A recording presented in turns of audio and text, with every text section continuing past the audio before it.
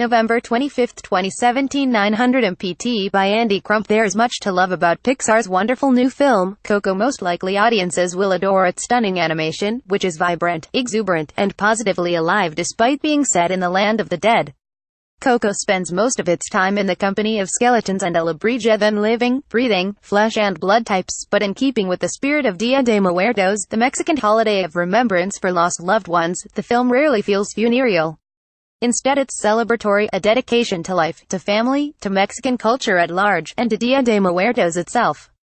For practitioners of the holiday, Coco may feel like a love letter, or perhaps an homage, but to the rest of us it feels like an invitation. You won't walk out of the movie wishing away your vitality, but you'll probably want to know more about Dia de Muertos, which may be at least part of the point. Coco, first conceived back in 2010, began as the product of a white filmmaker working for a predominantly white-owned studio.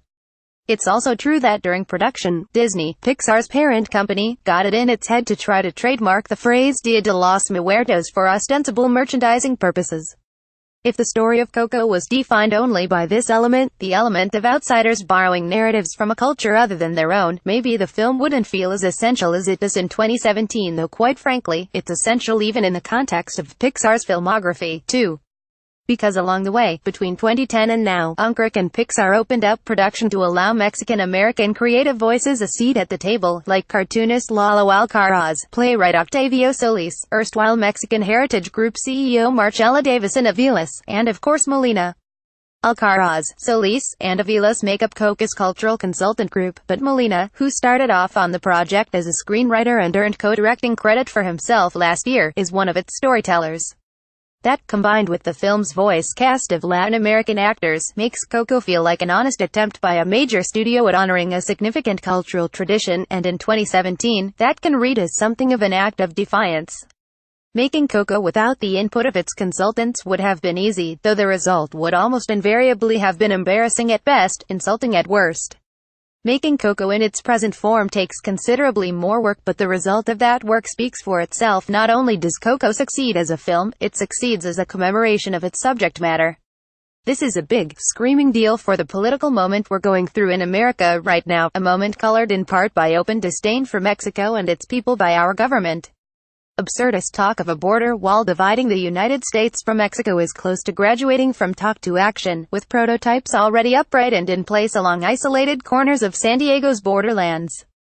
Coco has nothing to do with the wall, though in its own way it is about borders, being the border between the realms of the living and the dead, but really, the film doesn't actually have to be about anti-Mexican sentiment on the rise in the United States in order to have something to say about it.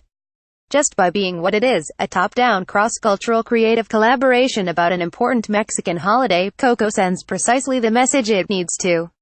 That message may have been marred by news from behind the scenes at Pixar, which has seen Pixar and Walt Disney animation head John Lasseter take a leave of absence amid allegations of misconduct. And Toy Story 4 writers Rashida Jones and Will McCormick have stated they left the project because Pixar has a culture where women and people of color do not have an equal creative voice. When Coco ends, it isn't just the land of the dead we're reluctant to say goodbye to. It's the people Melina and Andy have created to populate that land, and the people they've left behind in the world of the living. Coco's beauty isn't only found in its color palette. The bond Melina and Andy build between the audience and their characters is a thing of beauty, too. You might not observe Dia de Muertos, and it might not belong to your own heritage, but you'll see bits and pieces of yourself in the story of the Rivera family's history regardless. You've probably rebelled against the wishes of your parents and grandparents, too, bristled at the path your elders have laid out before you in your youth, tried to break free from what feels like predetermination defined by ancestry. That's the stuff that Coco is made of, and that stuff allows the film to cut through the cacophony of racism normalized by 2016's general election, quietly but firmly speaking against that tide of prejudice through presentation. Art connects us to other people and other cultures.